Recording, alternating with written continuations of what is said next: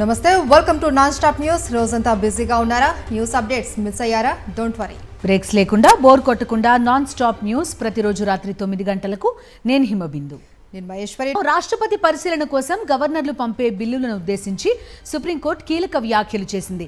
గవర్నర్లు పంపిన బిల్లులపై 3 నెలల్లోగా నిర్ణయం తీసుకోవాలని రాష్ట్రపతికి సూచించింది. గడువు నిర్దేశిస్తూ అత్యున్నత న్యాయస్థానం ఈ తరహా తీర్పు చెప్పడం ఇదే తొలిసారి.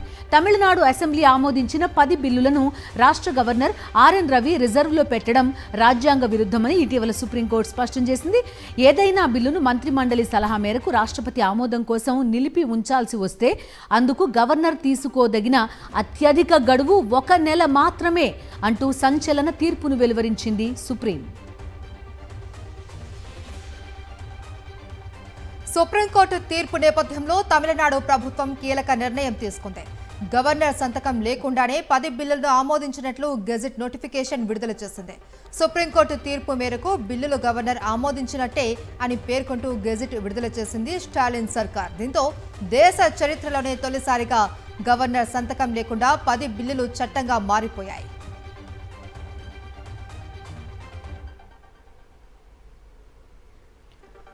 వైఎస్ఆర్సీపీలో పొలిటికల్ అడ్వైజరీ కమిటీ పూర్తి స్థాయి పునర్వ్యవస్థీకరణ జరిగింది. 33 మంది నాయకులను పీఏసీ మెంబర్లుగా నియమించింది పార్టీ. పీఏసీ శాశ్వత ఆహ్వానితులుగా పార్టీ రీజనల్ కోఆర్డినేటర్లు, పీఏసీ కన్వీనర్గా సజ్జల రామకృష్ణారెడ్డి నియమితులయ్యారు.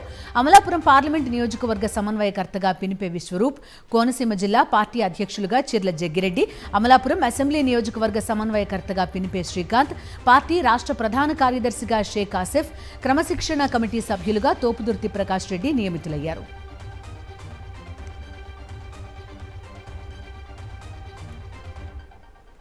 కలియుగ వైకుంఠం తిరుమలలో అధికారులు సిబ్బంది నిర్లక్ష్యం కొట్టొచ్చినట్టు కనిపిస్తోంది. ఇటీవల వరుసగా జరుగుతున్న ఘటనలు వారి పనితీరును కళ్లకు కడుతున్నాయి. నిన్న గోమాత ఘటన, ఈ ఉదయం పాదరక్షలతో నేరుగా మహామండపం వరకు భక్తులు వెళ్లినా గమనించుకోకపోవడంలో ఇలాంటి ఘటనలు జరగ్గా మధ్యాహ్నం మరో ఘటన కలకలం రేపింది. సెక్యూరిటీ సిబ్బంది నిర్లక్ష్యంతో శ్రీవారికి నైవేద్యం సమర్పణ ఆలస్యమైంది. వసంతోత్సవంలో భాగంగా ఉత్సవమూర్తులు ఊరేగింపుగా వెళ్లిన సమయంలో ఈ ఘటన జరిగింది. నైవేద్యం తీసుకెళ్తుండగా గేట్కు భద్రతా సిబ్బంది తాళాలు వేశారు. దీంతో అర్చకులు ఎండలోనే 15 నిమిషాలు నిలబడవలసి వచ్చింది. వరుస ఘటనలతో టీటీడీ అధికారుల తీరు వివాదాస్పదమవుతోంది. దర్శనాలు, వీఐపీలకు ప్రాధాన్యత ఇవ్వడమే లక్ష్యంగా పనిచేస్తున్నట్లు కనిపిస్తోంది. ఏపీలో కూటమి ప్రభుత్వ తీరుపై మండిపడ్డారు వైఎస్ఆర్సీపీ మాజీ మంత్రులు, మాజీ ఎమ్మెల్యేలు. తిరుమల భద్రత విషయంలో టీటీడీ అనుసరిస్తున్న తీరుపై ఆగ్రహం వ్యక్తం చేశారు. చంద్రబాబు ప్రభుత్వ హయాంలో విద్యా వ్యవస్థను నిర్వీర్యం చేసిన తీరుపై మండిపడ్డారు. బీసీ జపం చేస్తున్న చంద్రబాబు వారిని ఎలా మోసం చేస్తున్నారో వివరించారు వైఎస్ఆర్సీపీ నేతలు.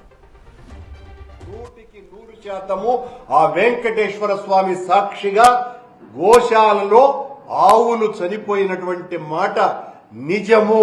మీరు జేసీబీలతో పూడ్చినటువంటి ఆ గుంతలన్నీ లోడదాం, ఆ కళేబారాలని వెలికి తీద్దాం, మీ పాలనలో జరుగుతున్నటువంటి అఘాయాత్యాలను ప్రపంచానికంతా చూపిద్దామని సవాలు విసురుతున్నా. చూడండి మీ పాలనా నిర్వాహకం. చెప్పులు వేసుకొని, అవి చెప్పులు కాదని మళ్ళా వివరణిస్తారట టీటీడీ అధికారులు. వెంటనే ఈ పాలక మండలి రాజీనామా చేయాల్సినటువంటి అవసరం ఉన్నది. ఆ అధికారులందరినీ కూడా బదిలీ చేయాల్సినటువంటి అవసరం ఉన్నది. వాళ్ల మీద చర్యలు తీసుకోవాల్సినటువంటి అవసరం ఉన్నదని డిమాండ్ చేస్తున్నా.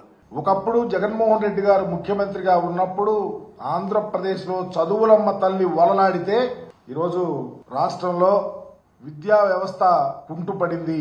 11 లక్షల మంది విద్యార్థులు ఈ రాష్ట్రంలో ఫీజు రియంబర్స్మెంట్ రాక విలవిల్లాడుతూ ఉంటే, ఆ కుటుంబాల స్థితి ధైర్యంగా మారిపోతా ఉంటే ఒలకడు పలకడు ఈ యొక్క ట్విట్టర్ కింగ్.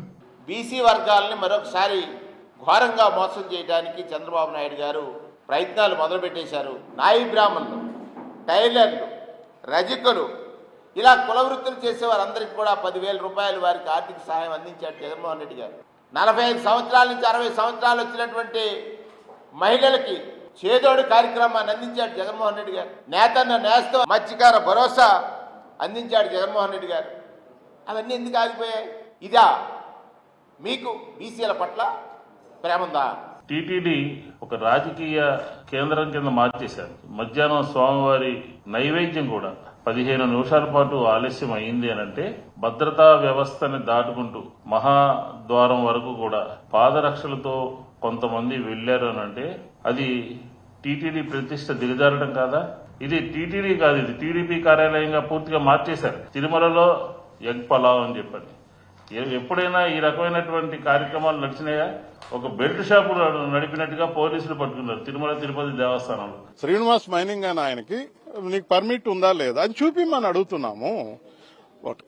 ఏ టైం అంటే ఆ టైం, బ్లాస్టింగ్ కూడా ఒక టైం ఉంటుంది. ఆ టైం కాకుండా వాళ్ళు ఇష్టం వచ్చినట్టు చేస్తున్నారు. మూగజీవాలు చనిపోతున్నాయి. భారతదేశంలో ముఖ్యంగా ఆంధ్రప్రదేశ్ లో ప్రజాప్రభుత్వం ఉందా, బ్రిటిష్ ప్రభుత్వం ఉండేదని అర్థం కావడం లేదు. ప్రతి పౌరుడు కూడా పోలీస్ డ్యూటీ చేయాల్సిన బాధ్యత ఉందని రాజ్యాంగంలో స్పష్టం చేశారు. డ్రెస్ చేసుకున్నంత వరకు బాధ్యత ఎక్కువ ఉంటుంది. ప్రభుత్వ ధనాన్ని దుర్వినియోగంగా దోచేస్తుంటే ప్రతి పౌరుడు కూడా అడగొచ్చు. అదే బాధ్యతతో ముందుకు వెళ్తుంటే మీకు లేదు హక్కు అన్నట్టు ప్రవర్తిస్తుంది పోలీసు వ్యవస్థ. టీడీపీ ఎమ్మెల్యే గంటా శ్రీనివాసరావు గారు పర్యటనలో ఆయన సహనం కోల్పోయి శానిటరీ ఇన్స్పెక్టర్ గా పనిచేస్తున్నటువంటి రవి అనేటువంటి ఉద్యోగిని అందరి ముందు గాడిదలు కాస్తున్నావా, పళ్ళు రాల్తాయి, రాస్కెల్ జాగ్రత్తగా ఉండు అని చెప్పేసి నోరు పారేసుకోవడం జరిగింది. సీఎం రేవంత్ రెడ్డిపై మాజీ మంత్రి హరీష్ రావు ఫైర్ అయ్యారు. రేవంత్ రెడ్డి ముఖ్యమంత్రా లేక బ్రోకరా అని మండిపడ్డారు. సిద్దిపేటలో పర్యటించిన హరీష్ రావు వడగళ్ల వానతో నష్టపోయిన రైతులను పరామర్శించారు.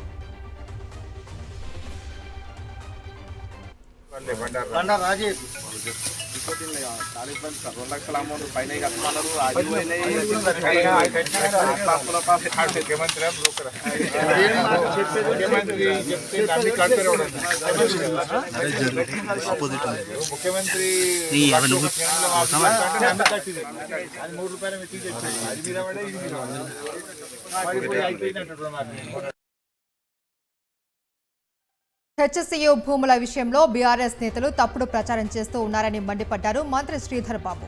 ఆ భూములు ప్రభుత్వానివేనని సాక్షాత్తు సుప్రీంకోర్టు తీర్పునిచ్చిన విషయాన్ని గుర్తు చేశారు. ఏఐను ఉపయోగించి సోషల్ మీడియాను అడ్డు పెట్టుకుని బీఆర్ఎస్ నేతలు ప్రభుత్వంపై అసత్య ప్రచారం చేయడం సరికాదు అన్నారు శ్రీధర్ బాబు.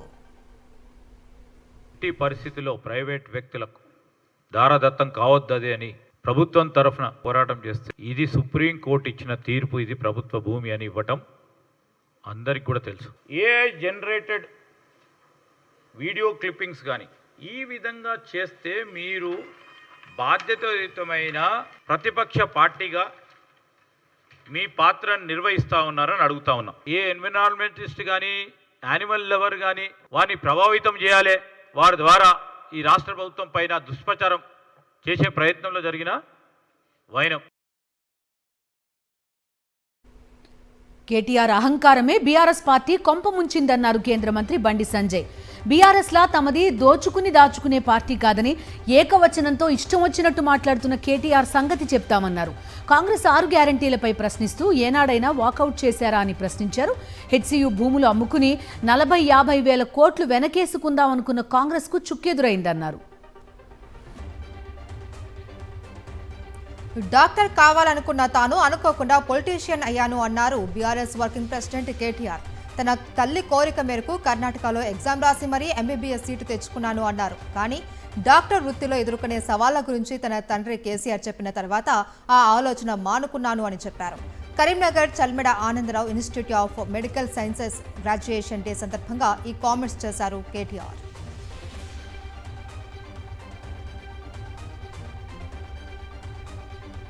రాష్ట్ర వ్యాప్తంగా ఈ నెల 11 నుంచి 14 వరకు సామాజిక అధ్యయన యాత్రలు చేపడతామన్నారు సిపిఎం రాష్ట్ర కార్యదర్శి జాన్ వెస్లీ. బీసీలకు 42% రిజర్వేషన్లు కల్పించేలా కేంద్రంపై ఒత్తిడి తీసుకువస్తామన్నారు. ఇక బీసీ రిజర్వేషన్ల అమలుపై రాష్ట్ర బీజేపీ నేతలది ఒక మాట అయితే కేంద్ర బీజేపీ పెద్దలది మరో మాట అని విమర్శించారు. ఇక్కడ ఉండేటటువంటి బీజేపీకి సంబంధించిన కేంద్ర మంత్రులు బండి సంజయ్ కానీ అట్లాగే కిషన్ రెడ్డి కానీ మేము సామాజిక న్యాయానికి అనుకూలం, బీసీల రిజర్వేషన్లకు అనుకూలం అని చెప్పి మాట్లాడుతున్నారు. కానీ మరి బీసీలకు 42% రిజర్వేషన్స్ అమలు జరపాలని చెప్పి పార్లమెంటుకు పంపిస్తే అక్కడ మాత్రం మాట్లాడట్లేదు, అక్కడ దాన్ని అమలు చేయడానికి తగిన చర్యలు తీసుకోవడం. బీఆర్ఎస్ నేత రాకేష్ రెడ్డిపై టీజీపీఎస్సీ పరువు నష్టం దావా వేసింది. గ్రూప్ 1 ఫలితాల విషయంలో తప్పుడు ఆరోపణలు చేశారు అని నోటీసులు పంపింది. ఇక ఇచ్చిన నోటీసులకు వారం రోజుల్లో సమాధానం ఇవ్వాలి అని కోరింది టీజీపీఎస్సీ. వారం రోజుల్లో సమాధానం చెప్పనట్లయితే పరువు నష్టం కేసులతో పాటు ఇతర క్రిమినల్ కేసులు కూడా నమోదు చేస్తామని హెచ్చరించింది. భారతదేశానికి స్వాతంత్ర్యం ఎప్పుడొచ్చిందంటే 1947 అని 1వ క్లాస్ పిల్లాడైనా టక్కున చెప్తాడు. కానీ ఏపీ బీసీ సంక్షేమ శాఖ మంత్రి సవిత మాత్రం 1945లో దేశానికి స్వాతంత్ర్యం వచ్చింది అంటున్నారు. మీరు విన్నది నిజమే, మంత్రి చెప్పింది వినండి. సాక్షాత్తు ముఖ్యమంత్రి చంద్రబాబు నాయుడు పాల్గొన్న ఏలూరు జిల్లా అగిరిపల్లి బహిరంగ సభలో మాట్లాడిన మంత్రి సవిత స్వాతంత్ర్యం 1945లో వచ్చిందని చెప్పారు. మంత్రి గారి స్పీచ్ విన్న అక్కడి వారంతా ముక్కును వేలేసుకున్నారు. మనకు స్వాతంత్రం ఎప్పుడు 1945లో వస్తే మనకు స్వాతంత్రం ఎప్పుడు 1945లో వస్తే మనకు స్వాతంత్రం ఎప్పుడు 1945లో వస్తే మనకు స్వాతంత్రం వచ్చింది అన్న నందమూరి తారక రామారావు గారు పార్టీ పెట్టిన తర్వాత కూటమి నేతల వేధింపులు తాళలేక వైఎస్ఆర్సీపీ మద్దతుదారు ఆత్మహత్యాయత్నానికి పాల్పడ్డారు. మన్యం జిల్లా జోగులడుమ్మ గ్రామంలో ఈ ఘటన జరిగింది. భూరి గౌరమ్మ అనే మహిళకు ఉపాధి పనులు ఇవ్వకుండా కూటమి నేతలు వేధించారు. కాళ్లు పట్టుకుంటేనే పనులు ఇస్తాము అనడంతో మనస్తాపం చెందిన ఆమె గడ్డి మందు తాగారు. గమనించిన స్థానికులు హుటాహుటిన చినమేరంగి ఆసుపత్రికి తరలించి చికిత్స చేయించారు. విషయం తెలుసుకున్న మాజీ డిప్యూటీ సీఎం పాముల పుష్ప శ్రీవాణి బాధితురాల్ని పరామర్శించారు. టీడీపీ నేత కాబోతుల ఇల్లం నాయుడు వేధింపుల వల్లే బాధితురాలు అఘాయిత్యానికి పాల్పడింది అన్నారు. టీడీపీ గూండాల చేతిలో దారుణ హత్యకు గురైన కార్యకర్త కురుబ లింగమయ్య కుటుంబానికి వైఎస్ఆర్సీపీ బాసటగా నిలిచింది. శ్రీ సత్యసాయి జిల్లా పాపిరెడ్డిపల్లిలో బాధిత కుటుంబాన్ని పరామర్శించి 5 లక్షల ఆర్థిక సాయం అందజేశారు. శ్రీ సత్యసాయి జిల్లా వైఎస్ఆర్సీపీ అధ్యక్షురాలు ఉషా శ్రీచరణ్ వైఎస్ఆర్సీపీ అన్ని విధాలుగా అండగా ఉంటుందని భరోసా ఇచ్చారు. ఈనాడు ఆంధ్రజ్యోతి రాసిన తప్పుడు కథనాలను అనంతపురం జిల్లా court public prosecutor Rachamallu Harinath Reddy ఖండించారు. ఎల్లో మీడియాను అడ్డం పెట్టుకుని ఫయాజ్ అనే వ్యక్తి తనపై తప్పుడు ఆరోపణలు చేస్తూ ఉన్నారని మండిపడ్డారు. వైఎస్ఆర్సీపీ ప్రభుత్వ హయాంలో తాను పబ్లిక్ ప్రాసిక్యూటర్గా నియమితులయ్యాను అని, అందుకే ఉద్దేశపూర్వకంగా కుట్రలు చేస్తూ ఉన్నారని ధ్వజమెత్తారు. ఇప్పుడు నా పైన ఒక ఫయాజ్ అనే జూనియర్ న్యాయవాది కేవలం 5-6 సంవత్సరాల నుంచి ఆయన కోర్టు ఆయన నా పైన డైరెక్టర్ ఆఫ్ ప్రాసిక్యూషన్ వారికి ఏదో ఫిర్యాదు చేసినట్లు, ఆ ఫిర్యాదు చేసినారని చెప్పేసి ఈనాడు పేపర్లోనూ అదేవిధంగా ఆంధ్రజ్యోతి పేపర్లోనూ రాయడం జరిగింది. అవి రాసిన వాళ్ళు కూడా కనీసం నన్ను వివరణ అడగలే, ఏమని అడగకోకుండా రాశారు. నాకు వితౌట్ నోటీస్ రాసినారు. తిరుపతి జిల్లా పోలి భీమారంలో పోలీసులు ఓ మహిళపై దౌర్జన్యానికి దిగారు. మహిళని కూడా చూడకుండా ఎస్ఐ నరసింహరావు జుట్టు పట్టుకుని లాగడమే కాదు, అసభ్య పదజాలంతో దూషించాడు. ఎంత ప్రాధేయపడుతున్నా వినకుండా విచక్షణ కోల్పోయి బూతు పురాణం వల్లెవేశాడు. మహిళా హోంమంత్రిగా ఉన్న రాష్ట్రంలో ఒక మహిళపై దౌర్జన్యం చేశాడు. నీ భర్త చిన్నమనాయుడు హత్య కేసులో నిందితుడు అంటూ బెదిరింపులకు దిగాడు. ఎన్నికలు ముగిసినా శ్రీకాళహస్తి నియోజకవర్గంలో కూటమి ప్రభుత్వం వేధింపులు కొనసాగుతున్నాయి. వైఎస్ఆర్సీపీ శ్రేణులపై తప్పుడు కేసులు, మహిళలపై దౌర్జన్యాలు పెరిగిపోయాయి. పోస్టుమార్టం రిపోర్ట్ ఆధారంగా పాస్టర్ ప్రవీణ్ పగడాల మృతిని సెల్ఫ్ యాక్సిడెంట్ గా నిర్ధారించారు పోలీసులు. పాస్టర్ ప్రవీణ్ మృతిపై అన్ని కోణాల్లో దర్యాప్తు చేపట్టామన్నారు ఐజీ అశోక్. ప్రవీణ్ కు సంబంధించిన అన్ని సీసీ ఫుటేజ్లను పరిశీలించామన్నారు. పలువురు సాక్షులను విచారించి సమాచారం రాబట్టినట్టు తెలిపారు.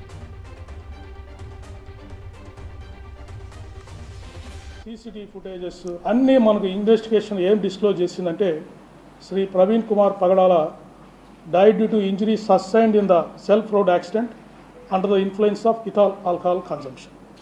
ఆయన ఐడెంటిటీ డిస్క్లోజ్ చేయడానికి ప్రయత్నం చేయలేదు. మీరు అబ్జర్వ్ చేస్తే కూడా వారు హెల్మెట్ పెట్టుకున్నారు, గ్లాసెస్ పెట్టుకున్నారు, మాస్క్ వేసుకున్నారు. వనజీవి రామయ్య మృతి పట్ల వైఎస్ఆర్సీపీ అధినేత వైఎస్ జగన్మోహన్ రెడ్డి దిగ్భ్రాంతి వ్యక్తం చేశారు. ప్రకృతి ప్రేమికుడు, ప్రముఖ సామాజిక సంస్కార్యకర్త పద్మశ్రీ వనజీవి రామయ్య మృతి తీవ్ర దిగ్భ్రాంతికి గురిచేసిందన్నారు.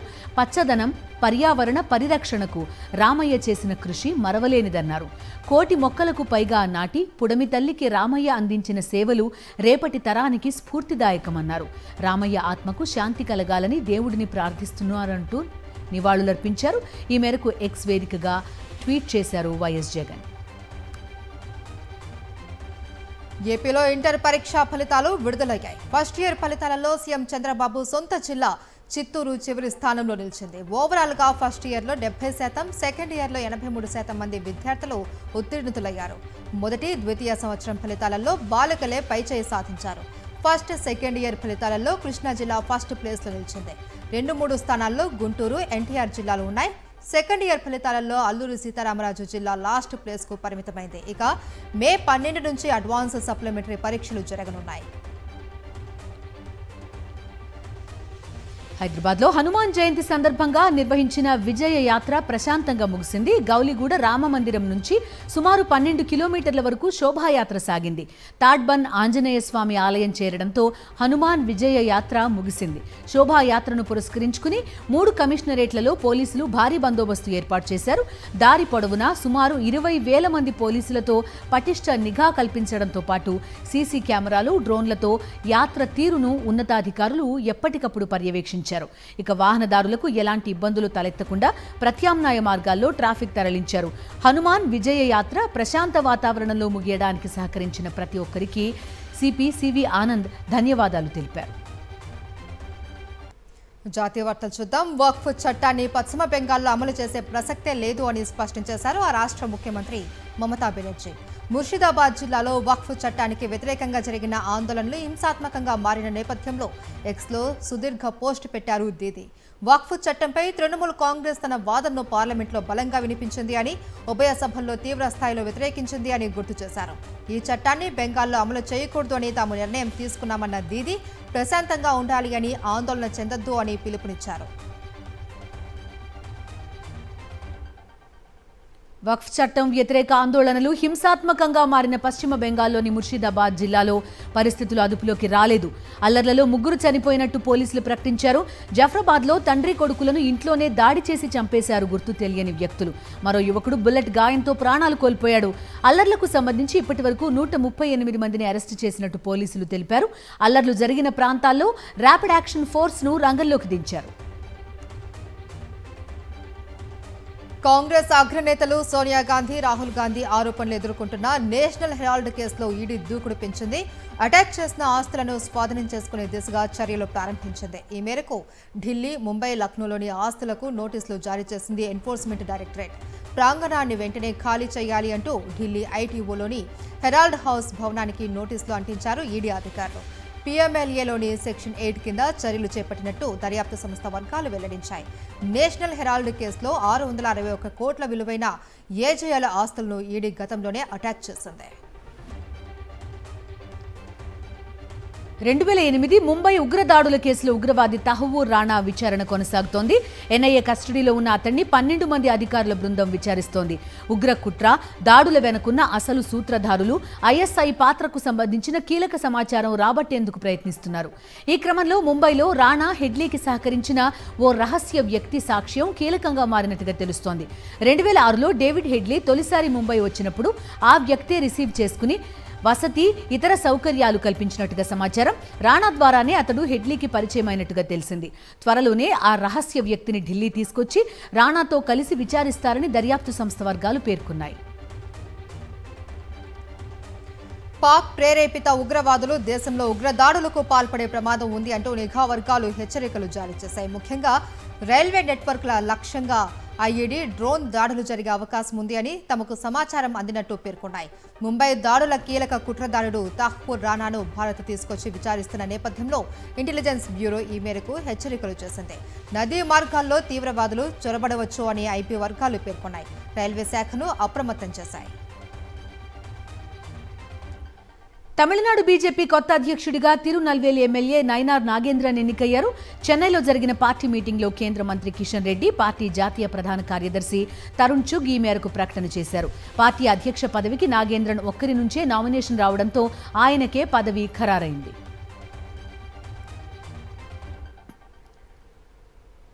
డిజిటల్ చెల్లింపుల వ్యవస్థ యూపీఐ సర్వీసులకు మరోసారి అంతరాయం ఏర్పడింది. దేశవ్యాప్తంగా ఈ సేవలకు ఆటంకం ఏర్పడింది.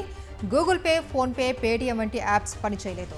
యూపీఐ సేవల్లో ఇటీవల తరచూ ఈ అవాంతరం ఎదురవుతుంది. మార్చి 26న ఇదే పరిస్థితి నెలకొనగా సాంకేతిక కారణంతో ఈ పరిస్థితి తలెత్తింది అని ఎన్పీసీఐ అప్పట్లో వివరణ ఇచ్చింది. ఏప్రిల్ 2న కూడా యూపీఐ చెల్లింపులు కొంతసేపు నిలిచిపోయాయి. గోల్డ్ లవర్స్ కు వరుసగా షాక్ ఇస్తోంది బంగారం. వరుసగా 3వ రోజు భారీగా ధర పెరిగింది. 2,000 రూపాయలు పెరగడంతో 10 గ్రాముల 24 క్యారెట్ల గోల్డ్ 96,600కు చేరింది. ఇక 22 క్యారెట్ల 10 గ్రాముల బంగారం 87,460 రూపాయలు పలుకుతోంది. బంగారం ధర రికార్డు స్థాయి ధర లక్షను చేరుకునేందుకు కేవలం 4,500 రూపాయల దూరంలో మాత్రమే ఉంది. ఇవి నాన్ స్టాప్ న్యూస్ అప్డేట్స్.